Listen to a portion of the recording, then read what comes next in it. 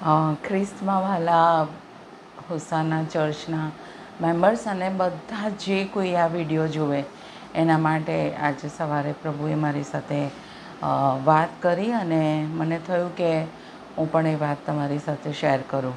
અને જે દિવસે પ્રભુએ આ પૃથ્વી બનાવી અને એ બનાવ્યું ને અત્યાર સુધી કેટલો સમય થયો છે અને આપણે અત્યારે કયા સમયમાં આવીને ઊભા રહ્યા છે એ બતાવવા માટે ખાસ મેં થોડી સ્ટડી પણ કરી છે અને હું તમારી સમક્ષ આજે રજૂ કરવા માગું છું. પ્રભુ ઈસુના નામમાં દરેક વ્યક્તિ જે કોઈને આ વચન આજે સ્પર્શ થાય તો ચોક્કસ તેઓ વચનને અનુસરે. ઇબ્રાહિમથી આદમથી, જે દિવસે આદમને બનાવ્યો ત્યાંથી